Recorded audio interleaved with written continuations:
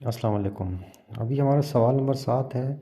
वो है 2a² + 4ab + 2b² - 2c²। अब हमें पता है कि ये 2 जो है वो अपना किसी का परफेक्ट स्क्वायर तो है ही नहीं, यानी कि किसी का, और अपना परफेक्ट स्क्वायर को सिंधी में कहा जाता है मुकम्मल चौरस, यानी किसी का भी मुकम्मल चौरस नहीं है ये। तो यानी कि ये किसी का स्क्वायर नहीं है, तो हम क्या करेंगे, सबसे पहले इस 2 को कॉमन ले लेंगे, बाहर ले लेंगे। अब इस पूरी टर्म में हमने 2 जब कॉमन अब ले लिया, बाहर ले लिया, तो बाकी बचा हमारा a² जो कि हमने यहाँ लिख दिया है। फिर ये प्लस सेम रखा। फिर अब ये 2 जो है ये 2 के टेबल में ये 4 आता है कितने दफ़ा, 2 टाइम्स में, यानी कि इस 2 को इस 2 से मल्टीप्लाई करेंगे तो हमारे पास 4 आ जाएगा। ठीक है, तो यहाँ हमने 2 लिख दिया, फिर ये a भी सेम रखा, यहाँ b भी सेम रखा, फिर ये प्लस भी हमारी सेम आई, और फिर ये 2 हमने इस टर्म से पहले ही बाहर निकाल दिया था, तो 2 तो बाहर निकल गया, फिर बाकी बचा हमारा b², तो वो लिख दिया। फिर यहाँ पे ये माइनस जो हमारा ये है ये सेम लिख दिया, और ये वाला 2 भी हम यहाँ पे कॉमन बाहर निकाल चुके थे, तो बाकी बचा हमारा c²। ठीक है, तो ये 2 तो हमने पहले कॉमन अपना लिया हुआ था। अब ये a² + 2ab + b² जो कि यहाँ फार्मूला है और वो हम शुरू से पढ़ते हुए आ रहे हैं, तो ये चीज़ बराबर होती है a + b के होल स्क्वायर के। तो यानी कि इसका मतलब ये हुआ कि यहाँ तो मैंने इन सबको सेपरेट करके लिखा हुआ है, लेकिन अगर मैं इसको ब्रैकेट दे दूँ या इसको ब्रैकेट दे दूँ, तो ये चीज़ इस चीज़ के बराबर है, यानी a + b के होल स्क्वायर के बराबर है। तो हम क्या करेंगे, यहाँ तो मैंने a की वैल्यू को लिख दी है, वो कि हाँ वो हमारी ये है, फिर यहाँ b की वैल्यू दी है जो कि हमारी ये है, और फार्मूला ये था, तो a की जगह हमने a की वैल्यू रखनी थी, b की जगह b की वैल्यू रखनी थी, यहाँ पर भी b की जगह b की वैल्यू रखनी थी। ठीक है, तो अब इसका मतलब ये हुआ कि हम इस चीज़ को इस तरह भी लिख सकते हैं, तो इस चीज़ को हम इस तरह में को लिखेंगे जो कि हमने यहाँ लिखा हुआ है, वो बन जाएगा आपका a + b का होल स्क्वायर। तो ये 2 हम यहाँ पहले कॉमन ले चुके थे। ठीक है, फिर ये माइनस भी सेम रखा, और ये अपना c² जो है जो कि हमें यहाँ से मिला था, तो इसको हम इस तरह भी लिख सकते थे। वो क्यों लिख सकते थे, क्योंकि इसको जब हमने ब्रैकेट के अंदर क्लोज़ किया, तो ब्रैकेट के अंदर जो भी आपकी वैल्यू है या जो भी आपकी रकम है, जो भी आपका वेरिएबल है, जो भी आपका नंबर है, अगर उसके ऊपर कुछ नहीं लिखा हुआ तो इसका मतलब उसकी पावर 1 होती होती है। तो इस यहाँ पर भी c की पावर 1 है, तो ये वाला 1 जो है वो इस 2 से मल्टीप्लाई हो जाएगा, डबल पावर होने की वजह से। तो ये 1 को जब 2 से मल्टीप्लाई करेंगे तो हमारा आंसर 2 ही आएगा। तो यहाँ तो इसका मतलब कि हमने इस चीज़ को जब इस फॉर्म में लिखा, तो यही चीज़ हमने यहाँ भी कॉपी कर ली। अब हमारा नेक्स्ट स्टेप में इस चीज़ ने हमारी इस फार्मूले की शक्ल इख्तियार कर ली है। वो अब वो किस तरह, वो इस तरह कि हमारा a जो है वहाँ यहाँ पे हमारे a की वैल्यू बन जाएगी। अच्छा, तो अब यहाँ पे इसने जो है वो हमारी इस फार्मूले की शक्ल इख्तियार कर ली है, जो कि हमारा ये बन जाएगा a², फिर ये माइनस हमारा सेम फार्मूले वाला, और ये बन जाएगा हमारा b²। तो यानी कि a की वैल्यू हमारी ये हो गई जो कि हमने यहाँ लिखी है, फिर b की वैल्यू हमारी ये हो गई जो कि हमने यहाँ लिखी है, यानी c। अब ये b की वैल्यू c हो गई और a की वैल्यू हो गई a + b। तो अब हमें पता है कि हमारा फार्मूला ये है कि a² - b² बराबर है a + b और a - b के।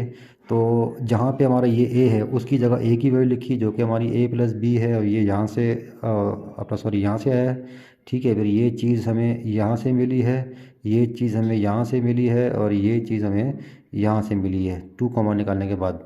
ठीक, तो a की जगह a की वैल्यू लिखी, फिर प्लस हमारा फार्मूले वाला सेम जो हमने यहाँ लिखा हुआ है, फिर b की जगह b की वैल्यू जो कि हमारे c है, ये हमें यहाँ से मिला है।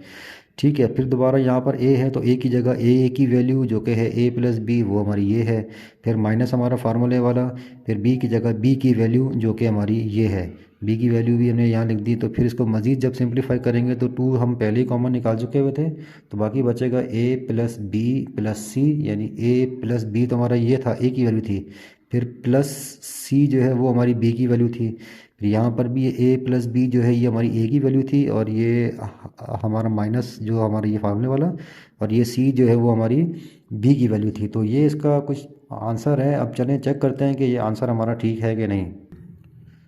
अच्छा, तो ये हमारा सवाल था, ठीक है, और ये हमने जवाब निकाला था।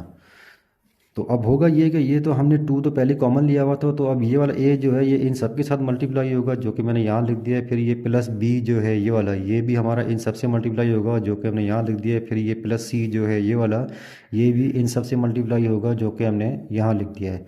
अब इनको चलें ज़रा मल्टीप्लाई करके देखते हैं।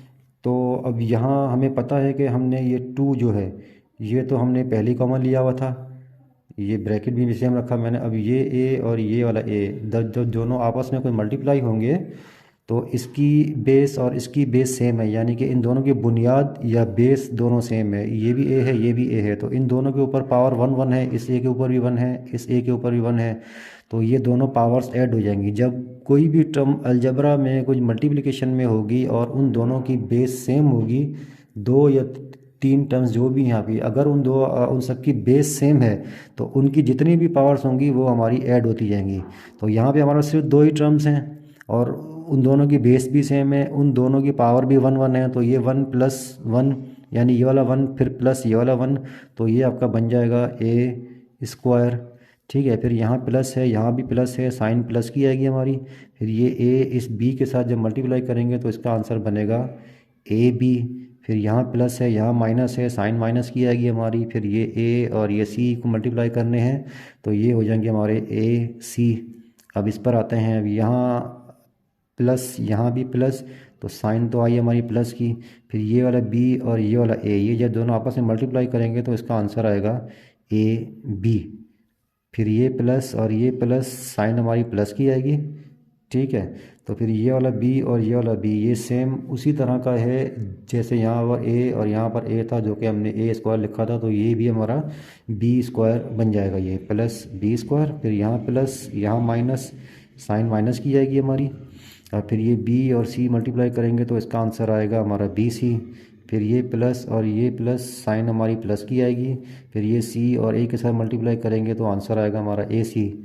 ठीक है, फिर ये प्लस और ये प्लस, साइन हमारी प्लस की आएगी। फिर सी और बी आपस में मल्टीप्लाई करेंगे तो हमारा आंसर आएगा बी सी। फिर यहाँ प्लस और यहाँ माइनस, साइन माइनस की आएगी हमारी। फिर यहाँ सी और यहाँ सी, अब यहाँ भी हमारी बेस या बुनियाद सेम है, तो इन दोनों की पावर भी हमारी वन और वन है, तो बेस सेम होने की वजह से इन दोनों की पावर्स जो है या सग जो है वो ऐड हो जाएंगी, यानी जोड़ हो जाएंगी हमारी। तो ये बन जाएगा हमारा सी का स्क्वायर। ठीक है, अब इसको मज़ीद देखते हैं। हम देख रहे हैं कि ये ए सी यहाँ माइनस में है और यहाँ पर यही ए सी हमारा प्लस में आ गया, तो यानी कि ये हम काट सकते हैं। ठीक है, अब ये काट क्यों सकते हैं ये ज़रा एक बार समझा देता हूँ दोबारा आप लोगों को। ये को फ़र्ज़ करें कि एक हमारे पास वैल्यू है टू और दूसरी वैल्यू है -2। और जब यह टू जो कि आपका प्लस में है उसकी मिसाल आप ये ले लें। अब ये वाला टू जो कि आपका माइनस में है उसकी मिसाल आप ये ले लें, यानी यहाँ भी टू है और वहाँ भी टू है, यानी यहाँ भी बेस सेम है और यहाँ भी बेस सेम है। तो उससे ये मुराद हुआ ये भी बेस सेम है, ये भी बेस सेम है, तो इन दोनों की साइन आपस में सेम नहीं है। तो सेम ना होने की वजह से ये टू में से जब टू माइनस करेंगे तो आंसर बचेगा ज़ीरो। तो यानी यहाँ ज़ीरो लिखने की ज़रूरत नहीं है, तो इस वजह से हमने काट दिया इसको। ठीक है, फिर हम ये देखते हैं कि यहाँ पर हमारा माइनस बी सी है और यहाँ हमारा है प्लस बी सी, तो ये भी कर सकता है इसी वाले से। ठीक है, तो अब जो बाकी जो हमारी टर्म्स बची हैं वो हम पहले यहाँ लिख लेते हैं, यानी कि ये टू, फिर ये वाला ए स्क्वायर, फिर ये प्लस ए बी, ये तो हमारा कट गया था। फिर यहाँ फिर दोबारा प्लस ए बी, फिर ये प्लस, फिर ये बी स्क्वायर, फिर ये कट गई, ये कट गई, ये कट गई, बाकी बचा माइनस सी स्क्वायर। ठीक है, अब दोबारा टू जो हमने कॉमन लिया हुआ था ये तो हमारा सेम ही रहेगा, ये ए स्क्वायर भी हमने सेम लिख दिया। अब यहाँ पर भी ए बी और ए बी इन दोनों की बेस सेम है, तो इनके जो कोफिशिएंट्स हैं या फिर अददी मुंडे जो हैं ये आपस में ऐड हो जाएंगे। तो इसका जो कोफिशिएंट 1 है और इसका भी कोफिशिएंट 1 है, तो ये 1 + 1 कितना बन जाएगा हमारा 2 बन जाएगा, और साइन भी प्लस की ही आएगी। ठीक है, और ए बी भी हमारा सेम रहेगा, यानी कि यहाँ पर एक ए बी ये है और एक ए बी ये है, तो ये जब हम दोनों मिलाएंगे तो हमारे 2 ए बी हो जाएंगे। तो ये और वही चीज़ हमने यहाँ लिखी है। फिर ये प्लस बी स्क्वायर, यहाँ माइनस, फिर ये सी स्क्वायर। यहाँ तक तो समझ में आ गया होगा आपको, उम्मीद है। अब क्या होगा कि ये 2 इन सब के साथ मल्टीप्लाई होगा। 2 जब इस ए के साथ मल्टीप्लाई होगा, यानी कि इस ए का जो कोफिशिएंट है उसके साथ, तो तो इसका कोफिशिएंट था 1, तो जब 2 इस 1 से मल्टीप्लाई करेंगे तो आंसर 2 आएगा, और बाकी ए स्क्वायर हमारा सेम रहेगा। फिर यहाँ प्लस साइन प्लस किया ही, फिर ये वाला 2 इस 2 से मल्टीप्लाई करेंगे तो आंसर 4 आएगा, और ए बी हमारा सेम रहेगा, यानी ये वाला ए बी। फिर यहाँ प्लस है, यहाँ भी प्लस है, तो साइन प्लस की आएगी हमारा। फिर यही 2 हमारा बी स्क्वायर के कोफिशिएंट के साथ मल्टीप्लाई होगा जो कि 1 है, तो 2 को इस 1 से मल्टीप्लाई करेंगे तो आंसर आएगा 2। फिर बी स्क्वायर हमारा सेम रहेगा, फिर माइनस और यहाँ प्लस, साइन माइनस की आएगी। अब इसका कोफिशिएंट या अददी मुंडा 1 है, तो ये वाला 1 इस 2 के साथ मल्टीप्लाई होगा तो आंसर आएगा हमारा 2, ठीक है। और फिर ये सी स्क्वायर हमारा सेम रहेगा। अब आप देख सकते हैं कि यही हमारा जो आंसर है जो कि हमने निकाला था, जब उसको हमने मज़ीद सिंपलीफाई किया या सॉल्व किया तो ये आंसर ने हमारे इस सवाल की शक्ल इख्तियार कर ली है, यानी उसी सवाल में वापस आ गया, तो उसका मतलब कि हमारा आंसर ठीक है। थैंक यू वेरी मच, दुआ में याद रखिएगा। अल्लाह हाफिज़।